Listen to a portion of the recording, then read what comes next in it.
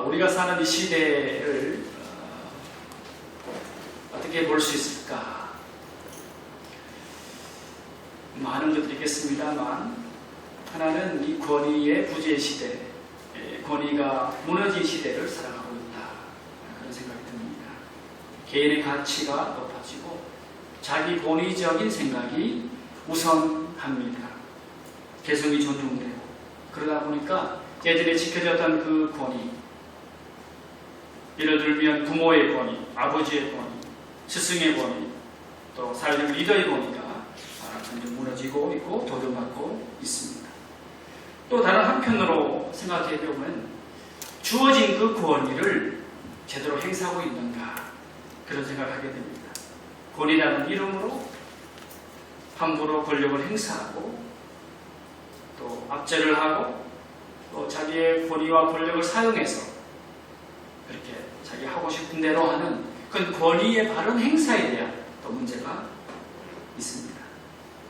이 권위라는 이 단어는 헬라어로 엑수시아라는 단어를 씁니다.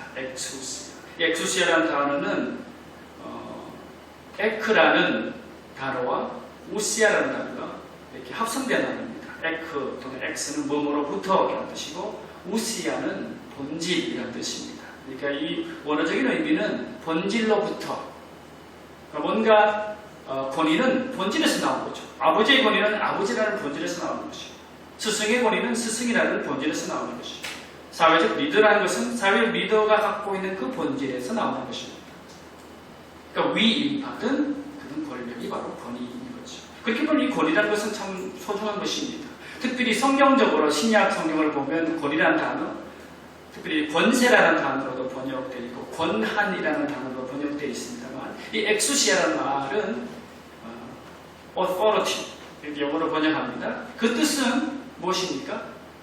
하나님이 부여하신 그런 힘을 말하는 것입니다. 하나님이 부여하셨다. 엑수시아. 그래서 예수 그리스도, 그분은 바로 하나님의 권위를 부여받은 분이죠. 엑수시아. 그리고 그 권위를 제자들에게 주셨죠. 그래서 이 권위라는 것은 하나님께로부터 위임받은 그런 힘을 말합니다. 그런 의미에서 권위라는 것은 굉장히 소중한 것입니다. 여러분, 국가의 권위는 어디서 나오는 것입니까? 국가는 어떤 역할을 해야 됩니까? 국가는 참 소중합니다. 국가가 있어야 주권이 있는 거고, 국가가 있어야 사회적 질서가 유지될 수 있습니다. 법을 통해서 바르게 그 사회가 이끌어져 가도록 합니다. 공권력을 통해서 불필요한 분쟁을 방지하고 예방하고 또 그것을 다스립니다. 그런 의미에서 이 국가라는 것은 너무나 소중하죠.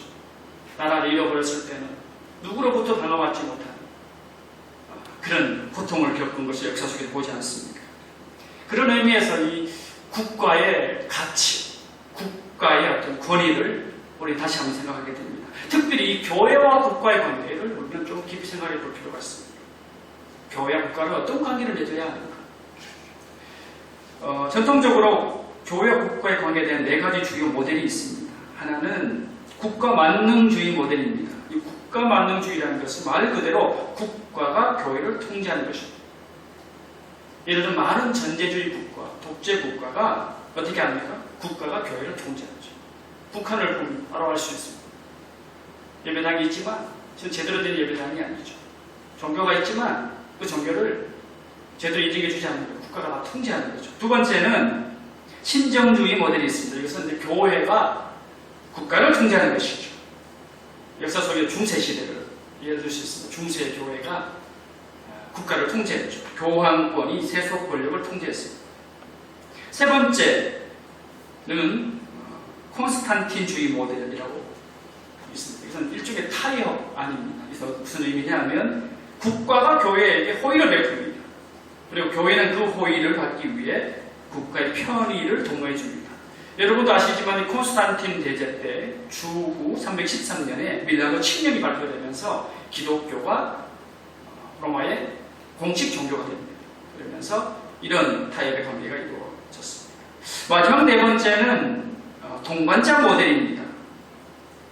교회와 국가가 건설적으로 협력하는 것입니다. 하나님이 주신 각각의 책임을 인정하고 격려하는 형태입니다. 아마도 가장 바람직한 모델이 아닌가 생각을 합니다. 교회와 국가가 분리되어 있지만 서로 협력하는 관계, 그것이죠. 예수님께서도 뭐라고 하셨습니까? 마가복음 12장 17절에 보면 가이사의 것은 가이사에게, 하나님의 것은 하나님께 바치라. 세금을 바칠 때 가이사의 것은 가이사에게, 하나님의 것, 성경에는 하나님의 것은 하나님께 바치라. 이렇게 두 영역을 다 인정하신 것을 보실 수 있습니다. 국가의 요구에 대해서 무조건 반대하지 말고 그것에 대해서도 복종하고 무엇보다 하나님의 법에 복종하라. 둘 다 중요하다. 주님 말씀하셨죠. 신약 시대 당시의 국가는 주로 유대 당국이었고 로마였었죠. 그래서 대체로 교회에 대해서는 비우호적이었습니다. 심지어 적대적이기까지 했습니다. 그럼에도 불구하고 오늘 우리가 읽은 로마서 13장을 통해서 바울은 모든 권위, 권세에 순종하고 협력하라고 당부하고 있습니다. 오늘 말씀을 1절을 한번 보면 이렇게 말씀하고 있습니다. 각 사람은 위에 있는 권세들에게 복종하라 됐습니다. 각 사람은 위에 있는 권세, 이 권세라는 게 이제 엑수시아, 권위라는 단어입니다. 위에 있는 권위, 이것은 주로 우리가 생각하기를 국가의 권위를 말하는 거죠. 국가의 권위에 대해서 복종하라. 왜 그러면 복종해야 되는 이유는 무엇인가? 바울은 말합니다. 권세는, 즉 권위는 하나님으로부터 나오지 않기 때문입니다. 이 권세라는 것은 그냥 주어진 것이 아니라 모든 권세는 다 하나님께서 정하신 것이다. 그러니까 이 국가라는 권위도 하나님이 정하신 것이다. 이렇게 바울은 말하고 있는 것입니다. 예수님께서 이 빌라도에게 재판을 받으시면서 빌라도가 에게 이런 이야기를 했죠. 당시 총독이 있는 빌라도에게, 큰 권한 있는 그 총독에게 요한복음 19장 11절에 보면 이렇게 말씀합니다. 위에서 주지 아니하셨더라면 나를 해할 권한이 없었으리니 그랬습니다. 나를 해할 권한, 이것이 엑수시아입니다. 권위라는 단어죠. 그러니까 위에서 주지 않았다면 나를 신문하는 것도 불가능하다. 그 권위가 하늘에서 주어졌다는 거죠. 물론 이 빌라도는 그 권위를 잘못 알고 있습니다. 예수님을 이렇게 십자가 못 받도록 내어주는 그런 잘못된 선택을 했습니다. 그렇지만 인간의 권위의 출처는 바로 하나님이다. 그렇게 우리는 알게 됩니다. 그래서 하나님부터 위임받은 그 권위에 대해서 소속된 시민이든 국민이든 백성들은 따를 책임이 있다. 그렇게 말씀합니다. 그러면서 바울은 국가의 권위에 복종할 것을 말씀하면서 반역에 대해서 경고하고 있습니다. 2절 한번 보십시오.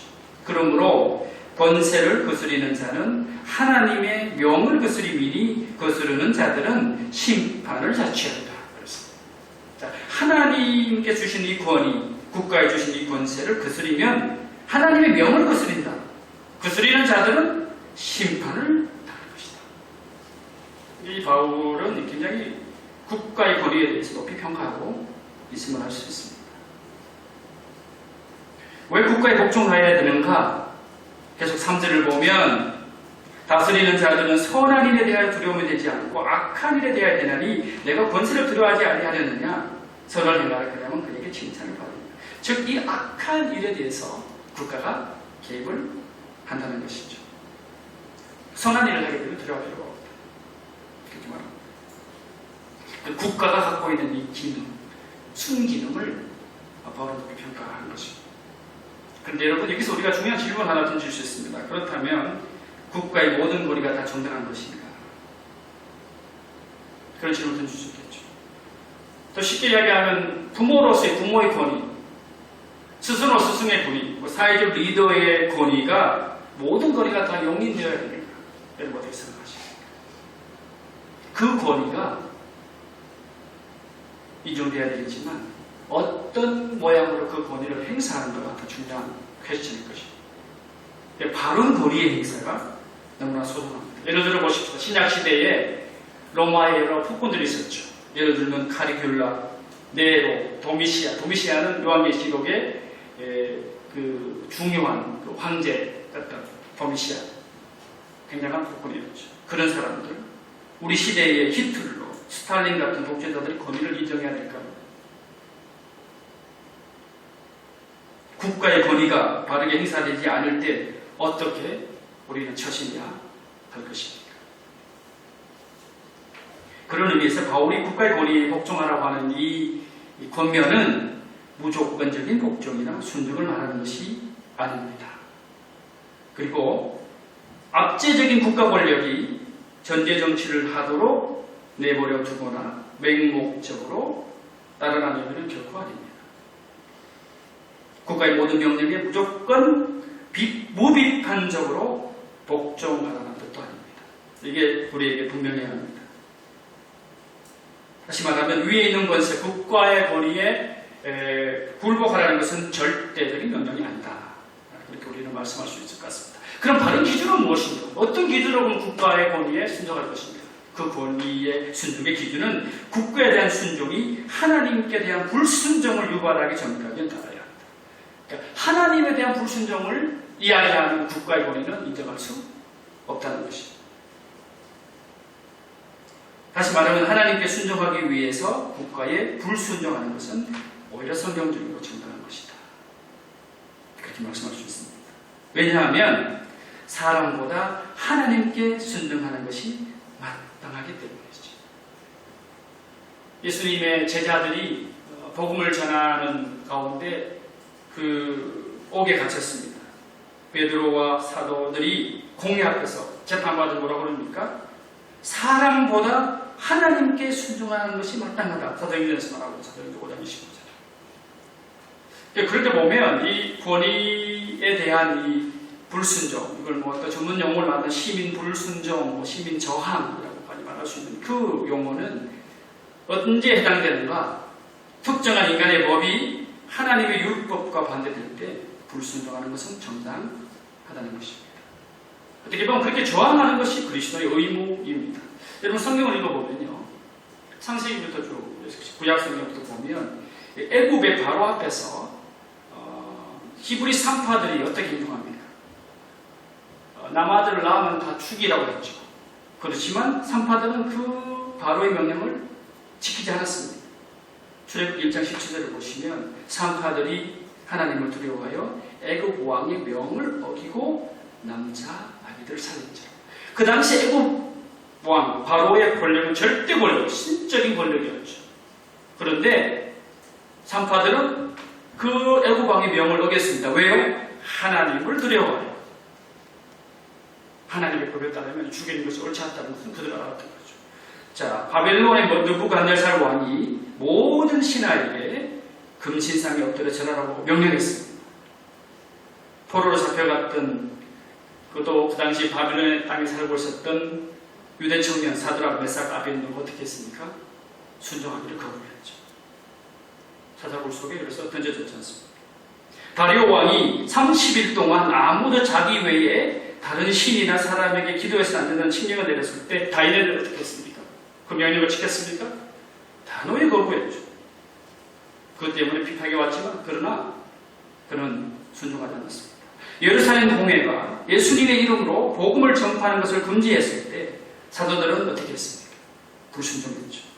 사도행전 4장 18절에서 19절을 보면 이렇게 말씀합니다. 그들을 불러 경고하여 도무지 예수의 이름으로 말하지도 말고 가르치지도 말라 하니, 자, 베드로와 요한이 대답하여 이르되 하나님 앞에서 너희의 말을 듣는 것이 하나님의 말씀을 듣는 것보다 옳은가 판단하라.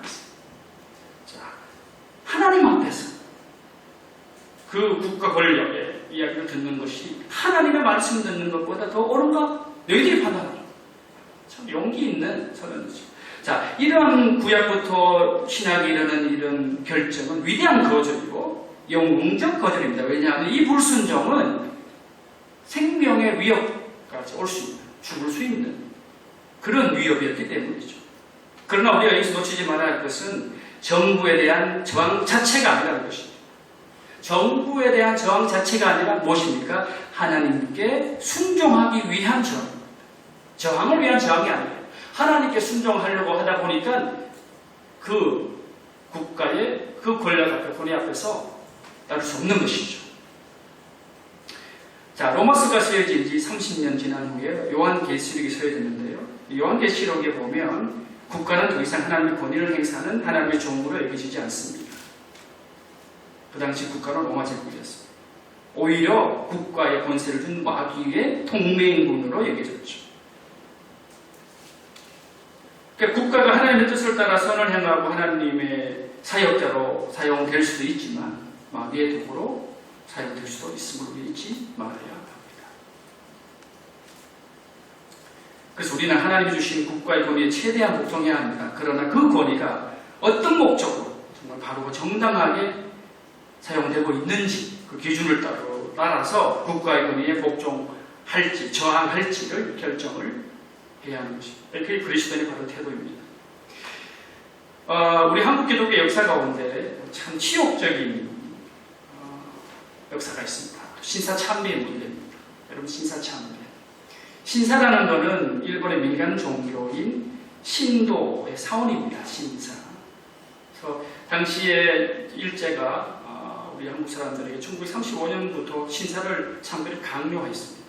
근데 이제 그들이 했던 그 중요한 하나의 그 원리는 뭐냐면 이것은 종교가 아니다. 종교가 아니고 국가 의례다. 그렇게 이야기하면서 신사참배는 그냥 국가 의례의 일부일 뿐이다. 그렇게 주장을 했는데요. 그런데 이제 당시 신도 이 규정에 보면 이렇게 되어 있습니다. 일본은 신의 나라이고 최고의 신은 아마테라스 오미가미이다. 그걸 이제 한국어로 천조 대신이다. 아마테라스 오미가미. 가장 실질적인 신은 천조 대신의 손자이며 현인신이 천황이다. 그 천황은 신성불가침입니다. 이 천황에게 국민은 죽음으로써 충성할 것이며 천황의 조상신들을 모신 신사에 참배치 않는 것은 비국민이다. 이런 조항이 있거든요. 자, 그럼 무슨 이야기입니까? 천조 대신이 최고의 신, 천황을 현존하는 신이라면 그 천황의 조상신들을 모신 것이 신사라면 이 신사를 참배하는 것이 종교 아닙니까? 종교죠. 마치 로마 시대 때 많은 교인들이 로마 황제 숭배를 거부함으로 많이 숭배했어요. 똑같은 거예요, 사실. 그런데 1938년도 그 당시 최고의 교단이었던 조선예수교 장로, 지금의 대한예수교 장로의 전신입니다. 그 27회 총회 평양에서 열렸는데요. 총대들이 모여서 1938년 9월 9일부터 15일까지 총회를 했습니다. 근데 총회 둘째 날에 어떤 결정을 했냐면 신사참배를 하는 걸로 결정했습니다. 그 이유는 이것입니다. 신사는 종교가 아니요 기독교 교리에 위반되지도 않으며 애국적 국가의식이다. 그런 명분으로 신사참배를 받아들인 것입니다. 그래서 23명의 노회장들이 총회에 참여했던 노회장들이 평양 신사에 가서 절을 했고, 그리고 1938년 12월 12일에는 한국교회 각 교파 대표들이 일본까지 가서 신도 사원인 이세 신궁과 가시하라 신궁에 참배했습니다. 이게 바로 신사 참배였죠. 물론 이 총회가 결정했을 때는 아주 위합적인 그런 분위기였다고 합니다. 일본 순사들이 그 총회가 모이는 그 교회에 다 들어와서 총을 들고 딱 지켜보고 있었어요. 그리고 총대들을 뽑을 때도 신사참배 참배에 찬성하는 사람들만 불러모았다고 하죠.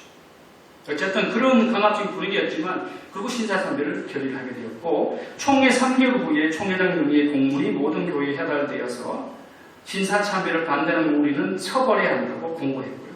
그 공고에 따라 각 노예는 신사참배를 반대하는 목사들과 성도들을 제명하거나 노예원 자격을 박탈했습니다. 이게 우리 한국 기독교 역사 속에 있는 겁니다. 일부 교회는 심지어 신사참배를 반대하는 목회자들을 교회 목사로 청빙하는 것을 반대하기까지 했습니다. 더욱 충격적인 것이 있는데요. 목회자들이 서울의 한강과 부산의 송도 앞바다에서 일본 신도 성도들이 행하던 신도의식을 참여한 것입니다.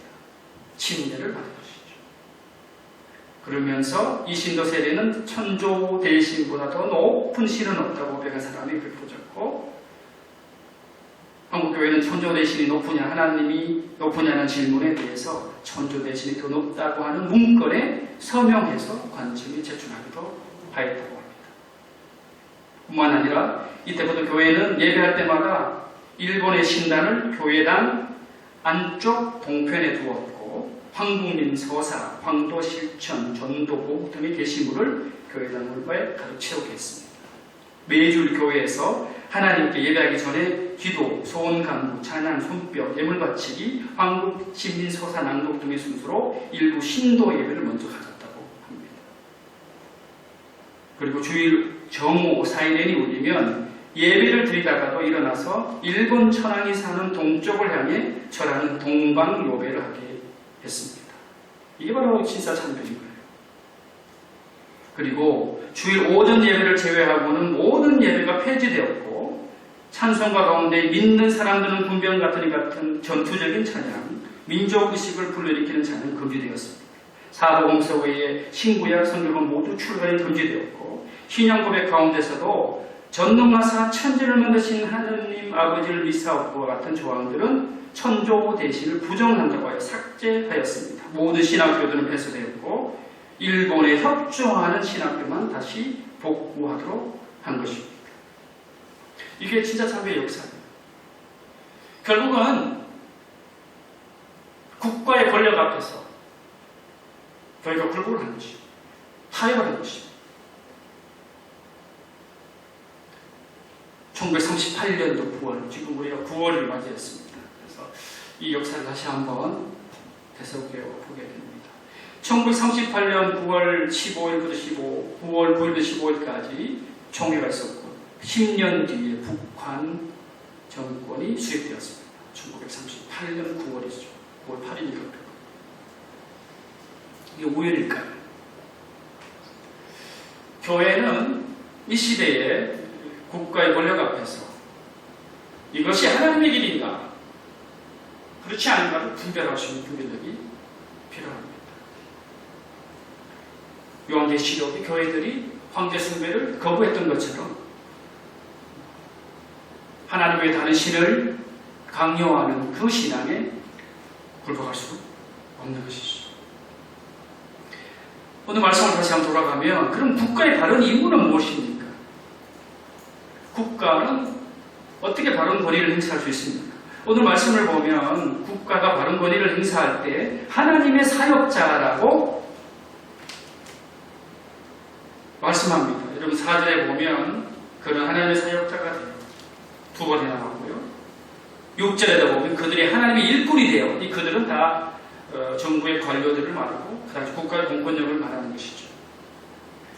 그래서 국가는 아름답고 고귀한 목적을 위해 수임받을 수 있다. 그러면 하나님께서 이 바울을 통해서 국가에 맡기신 사역은 무엇인가? 세 가지 정도 이야기할 수 있습니다. 이 성경 말씀을 배경으로 해서. 첫째는 악을 억제하고 처벌하는 것입니다. 이제 국가의 가장 중요한 역할이 악을 억제하고 처벌하는 것이다. 좀 사제를 한번 보십시오. 그러나 하나님의 사역자가 되어 내게 선을 베푸는 자니라. 그러나 내가 악을 행하거든 두려워하라. 그가 공연히 칼을 가지지 아니하였으니 곧 하나님의 사역자가 되어 악을 행하는 자에게 진노하심을 따라 보응하는 자니라고 했습니다. 자, 공연히 칼을 가지지 않았다. 하나님의 사역자가 되어서 악을 행하는 자에게 진노하심을 따라 보응하는 것이다. 그리고 이제 국가는 하나님의 진노를 대행하는 하나의 기관이 되는 것입니다.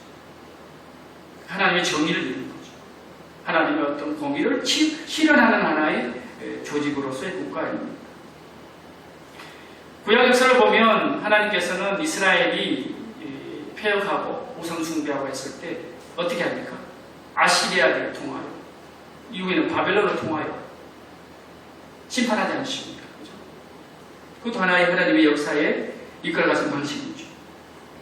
그러니까 정의는 하나님께 속해 있는데 하나님께서 악을 처벌하시는데 국가를 도구로 사용하시는 것이죠. 그래서 하나님의 진노가 법 집행과 공의 시행을 통해서 이루어지는 것이죠. 그리고 그것은 법정을 통해서 공의를 이루시는 것입니다. 그런 의미에서 국가가 바른 법을 집행한다는 것은 너무나 중요합니다. 구약 성경을 보면 구약시대 이스라엘에 주신 하나님의 율법이 이제 나옵니다. 특히 신명기 법전이라고 신명기 12장에서 26장까지 제2법, 행정법, 사회법이 쭉 나오는데 거기 보면 그럼 그 법을 어떤 식으로 특히 사회법 관련해서 어떻게 행사할 것인가를 신명기 16장 18절에서 20절을 말씀하고 읽어보겠습니다. 내 하나님 여호와께서 내게 주시는 각 성에서 내 지파를 따라 재판장들과 지도자를 둘 것이요 그들은 공의로 백성을 재판할 것이며 너는 재판을 굳게 하지 말며 사람을 외모로 보지 말며 또 뇌물을 받지 말라. 뇌물은 지혜자의 눈을 어둡게 하고 악인의 말을 굳게 하느니라. 너는 마땅히 공의만을 따르라. 그러하면 내가 살겠고 내 하나님 여호와께서 내게 주시는 땅을 차지하리라고 했습니다. 굉장히 중요한 약속이 있어요. 바른 법 집행, 공의로운 법 집행, 사사로운 이들이나 뇌물을 받거나 그런 재판을 하지 말라는 것이죠. 공의로 재판하라는 것이죠.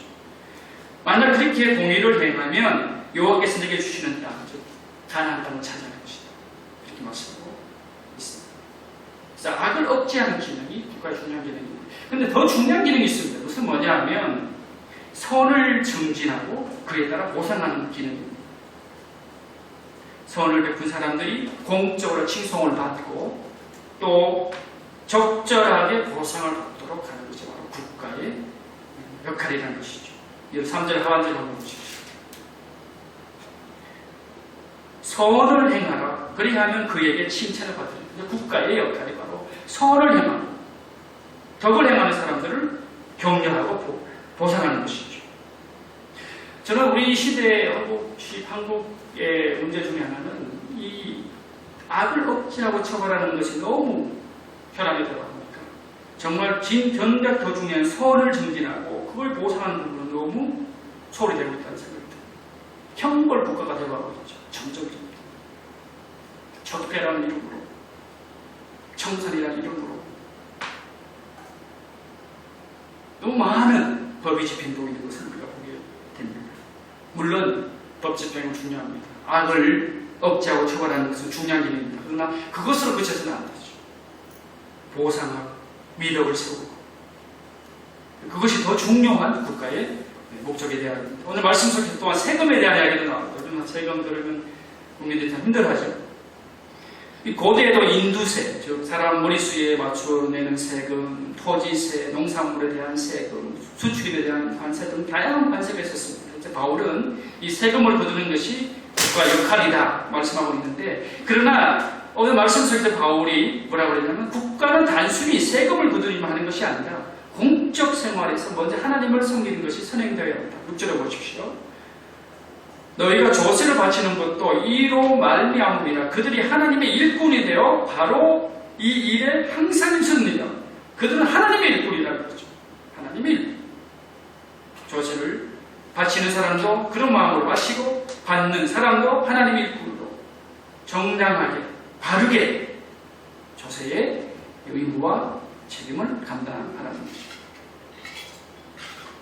자, 그렇다면 여러분, 국가, 사회가 어떻게 아름답게 변화될 수 있겠습니까? 우리 그리스도인들은 어떻게 그에 기여할 수 있고 공헌할 수 있겠습니까? 다양한 방법이 있습니다. 존 스토트는 그의 책에서 사회 변화 또는 국가의 변화를 위해서 크리스천들이 할 수 있는 6가지를 우리에게 소개하고 있습니다. 6가지. 첫째는 기도입니다.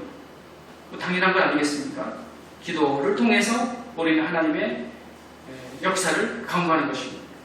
하나님은 기도를 들으시는 분이고 그 기도를 응답하시는 분이기 때문이죠. 그래서 기도의 중요성은 더 이상 강조해도 지나치지 않습니다. 그러나 다만 저는 이제 이스라엘 역사를 읽어보면 기도도 타이밍이 중요합니다. 다 죄짓고 기도만 하면 될까요? 그렇지 않아요. 회개하고 돌이키고 하나님의 때를 민감하게 반응해야 되는 것이죠. 때가 지나면 기도해도 안 된다고 하나님 직접 말씀하셨어요. 기도가 중요한 변화의 도구입니다. 그러나 기도는 하나님의 때를 알고 진실한 마음으로 진정한 마음을 할 때 변화를 가져옵니다. 두 번째, 복음 전도입니다. 복음은 능력입니다. 복음은 사람과 사회를 변화시킵니다. 그래서 복음의 능력이 사회를 변화시킵니다. 세 번째는 그리스도인이 삶 속에 헌신된, 모범된 삶을 사는 것입니다. 자, 이것은 우리 일반적으로 아는 건데, 그 다음부터 조금 더 구체적으로 스토트는 논쟁을 이야기합니다. 논쟁은 뭔가? 결국 불의한 사회 구조는 그렇게 얘기했습니다. 법 제정을 통해서만 변화될 수 있다. 물론 법을 제정한다고 해서 모든 사람이, 악한 사람이 선하게 될 수는 없을 겁니다. 그러나 사회 속에서 악의 수준을 낮출 수 있다. 그렇게 이야기합니다. 마틴 루터 킹이라는 미국의 흑인 운동가 그런 이야기를 했다고 해요. 도덕은 법으로 정할 수 없지만 행동은 법으로 통제할 수 있다. 사법적 판결이 마음을 바꿀 수 없을지 모르지만 무자비한 사람을 통제할 수 있다. 법이 참 중요합니다. 그래서 법이 바르게 세워져야 돼요. 법이 바르게 세워지고 바르게 집행돼야 되는 거죠. 결국 그래서 이 정치인들, 국회의원들이 하는 이 법 제정 부분에 대해서 국민들이 관심을 가져야 됩니다. 이게 바른 법인가, 정당한 법인가, 악법은 아닌가. 한번 법이 세워지고 나면 고치기 참 힘든 겁니다. 다섯 번째, 행동입니다. 행동은 뭐냐면 사회적, 정치적 행동을 스토트는 말했습니다. 물론 정치는, 좁게는 정치인들이 하는 거겠죠. 그러나 넓은 의미에서는 무엇입니까? 정치는 모든 사람을 위한 것입니다. 사실 그리스도인은 책임 있는 시민입니다. 하나님의 백성이면서 우리는 그 한 국가의 국민이고 한 도시의 시민이죠. 그래서 민주적 권리를 행사해야 됩니다. 당면 문제에 대해서 발언을 할 수 있어야 되고, 목소리를 낼 수 있어야 되고, 글을 쓰고 그 목소리를 표현할 수 있어야 되고, 그리고 저항하고 증거해야 됩니다. 단 그 방법은 평화적이고 공적인 방법. 공적이고 평화적인 방법. 그 목소리를 내야 되는 것이죠. 그렇게 함으로써 사회의 소금과 빛을 역할을 감당하는 것입니다. 마지막 하나는 고난입니다. 고난. 우리 믿는 것 때문에 기꺼이 고난을 받는 거죠. 그래서 고난은 결국 진정성에 대한 시험입니다. 왜냐하면 복음 전파를 하고 사회적 행동을 하면 고난이 찾아와요. 쉽게 이루어지지 않습니다. 고난에 동참하는 태도가 필요합니다. 사랑하는 여러분, 교회와 국가는 참 아름다운 하모니가 되어서 협력 관계로 이 땅에 의를 줄 수 있는 그런 좋은 동반자 관계가 준비될 수 있습니다. 다만 중요한 것은 우리 그리스도인들이 건강한 시민의 질을 가져야 합니다. 우리 그리스도인들이 하나님의 백성이면서 우리가 하나님의 백성인 동시에 이 땅에서 살아가고 있는 건전한 백성, 건전한 국민, 건전한 어떤 시민이라는 것을 잊지 말아야 합니다. 그리고 우리가 정말 가장 중요하게 생각해야 될 것은 우리가 복종해야 될 대상은 세상 권력이 아닙니다. 하나님이 우리 복종해야 됐습니다. 세상의 권리도 존중해야 하겠지만 우리가 가장 존중하고 가장 따라야 우리는 바로 하나님의 권위이기 때문이죠. 그래서 우리는 매일매일 하나님의 음성에 귀를 기울입니다. 하나님 말씀을 읽고 묵상을 해야 됩니다. 우리가 속한 이 대한민국이 하나님의 사역자인 임무를 제대로 감당하고 있는 것입니다. 기도해야 합니다. 감독해야 합니다. 필요한 목소리를 내야 합니다. 행동할 때는 행동해야 합니다. 그렇게 할 때 하나님이 주신 이 자유와 평화와 번영과 이 복을 놓치지 않을 것입니다. 두려워할 자를 두려워하며 존경할 자를 존경하라 그랬습니다. 우리 무엇을 두려워하고 있습니까? 무엇을 존경하고 있습니까? 조국 대한민국이 하나님이 긍휼을 여기시고 은혜 베푸시는 나라가 되기를 간절히 원합니다. 같이 기도하겠습니다. 같이 한번 기도하십시다. 나라 민족을 위해서 또 교회가 이 시대 가운데 어떤 스탠스를 갖고 국가와 함께 할지 우리가 할 수 있는 것이 무엇인지 주님 앞에 지혜를 구하며 조용한 마음으로 주님 앞에 기도하십시다.